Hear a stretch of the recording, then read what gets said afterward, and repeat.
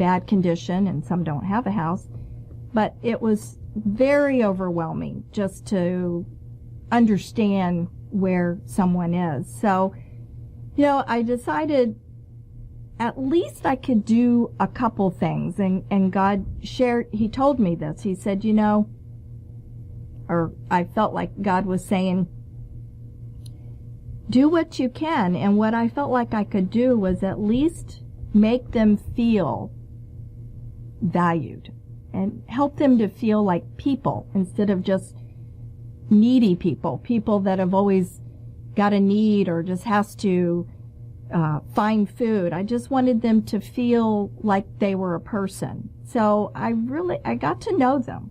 I got to know their names and their personalities, and whenever I would see them, I would call them by name, and I always got a smile every time because they felt like, wow, you took the time to remember me. I would greet them with a smile and welcome them and help them just feel good. I spoke to them with an interest and a care. And there were some people I did help by taking them to the store or to pay a bill or whatever I needed to do. There was a lot of people that I felt like I could help in that way.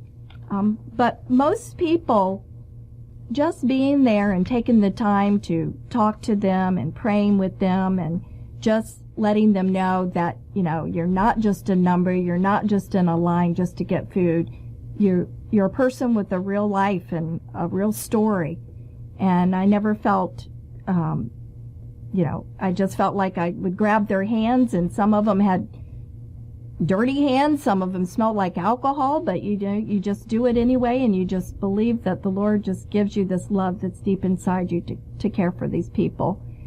And so we had a wonderful prayer team, and I was part of that team. And it just felt like a place I needed to be at the time. But my heart is still very heavy for these people, and I know there's more that we can do, and I pray, that we can do more for these people and these communities, because so many of them just have had horrible family lives, and their children are being raised in horrible situations, and the generation it's a generational thing a lot of times. So that's pretty much how it was in the storehouse volunteer job. Well, Donna, what you just shared with us is that when you were down there, you treated each of those people that you were in interaction with as a real person, and you respected them, even though that they are going through hard times and different circumstances. But this whole idea of personal relationship, one of the things that you just said that stands out is that you took the time to know each one of their names. And Donna, when you would come home from being down at the storehouse and share some of the experiences and the love that you experienced down there, I just used to love it when you would just be talking about it. And you would tell me that this one person was amazed that you knew their name. And that wasn't anything special for you because you wouldn't do it any other way. Let me ask you this, though, Donna. You've done a beautiful job of describing what it is like to have a family with what should go on inside a family, the positive things that would make for a better life for everybody in that family. And I gotta tell you, everybody that's listening, I don't think that we are ever going to talk about a subject more important than what we're talking about right now.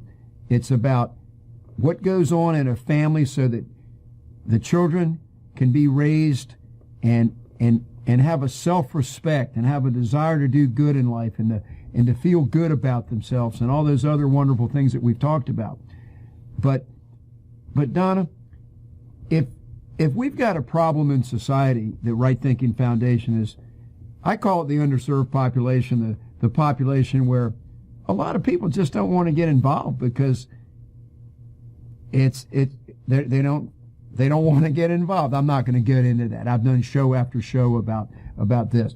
But we are talking about a population of people, this 85% that I'm talking about, the returning citizens that are coming out of prison that's so hard, the Right Thinking Online the National Online Support Network, which is really geared toward letting these people know that somebody cares and to help them through encouragement and any way that we can be an advocate to try to help them find employment and to find other things that will help them stabilize their lives. But the main thing with that whole program with Right Thinking, when we find out, as we do the profile, the intake, when people join Right Thinking, find out a little bit about their background and what their thing is, the ones that have children, we really want to help them get into the proper parenting and make that a safe environment for their kids. And so I'm here to help all returning citizens to help have a more stable life. But I'm telling you, long term, it's the children and these families that we really got to reach. And so if a family is a very difficult, dysfunctional family, then helping them model positive family values, things of that nature. So here's my question for you, Donna. If you met people down in Ocean View or anywhere else now, and we're going to be meeting a lot of dysfunctional families because as these returning citizens join Right Thinking Foundation, and we want to be advocates for them and to help them make right decisions and have positive things in their life. It's so hard, though, to have some of these people that are just out there going from day to day like the people that you described. What do you think is the best way? Everybody needs a mentor. We brought that out last week with the show on Leffert. I told him that when I was in prison the couple days before, that Wynn Lewis, the pastor that went into Sussex prison with me, he had some closing words to the men, and he just gave them 3 letters, and it's worth repeating: T, M, and L.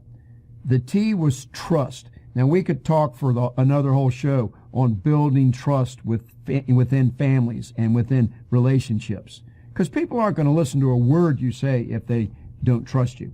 Sure. And the middle word was M. The letter was M for mentor, and he said that everybody needs mentors, and it's so necessary. We all need somebody that can help guide us in the right direction, especially parents. There's not a book. When we were kids, it was Dr. Spock, and now they got Dobson on the Family and all that stuff. But a lot of the people that we're trying to reach that are falling through the cracks here that haven't been reached, they don't like to read so much, and they're not going to take classes and whatever because they're just so concerned about getting from day to day. So what I want to ask you, if you have volunteered yourself, which you're doing on this show, to pass out your wisdom and what you've learned through life to do it better than you might have done yourself, but let me tell you something. I want to say this before it goes any further. Donna is very humble. Her children are the most beautiful children, the best parents I've ever seen. They've got more love. They've got everything. And my kids, my daughter is doing the same thing, and my other kids are going to be fantastic parents too. The Lord has blessed each of us with some incredibly beautiful children that have love, and they're giving it to their children. And I got to tell you, it's true what they say, though. When you become a grandparent, you can really relax and have fun because you wind them up, you love them, you do everything, and you send them home to their parents to take care of them with the discipline and all the things they need, get their homework done. But no, I just want to thank the Lord right now, and I hope that every one of our children are listening. But we love you and are proud of you, and you are doing exactly right. And I thank you for listening to Donna. And I don't think y'all listen to me but so much, but keep listening to Donna because she's got it right. So, Donna, here's the question. If you've identified someone down at the storehouse, or you come into somebody in a Walmart that you've just seen just is doing totally wrong with the way that they're disciplining or jerking their kid's arm or whatever the thing is, how do you think you can get to where your teaching and your mentoring type of a relationship that they need, how could you ease into that or get them to want to participate? Well, that's a hard question for some situations, especially someone in Walmart that's not treating their child right. But just a kind word, I would say, for someone that's in Walmart or out shopping and they just seem so frustrated with their children. You know, some people don't want you to say anything, and some people are very open that you understand their situation, and just a kind word of, hey, I've been there, and do you need any help? You know, do you want me to just stand here with you while you get the groceries out? Whatever is just one way. But, you know, people that are going through really rough times, like in Ocean View and just different places, and then as we continue our right thinking counseling, you really do have to form a relationship.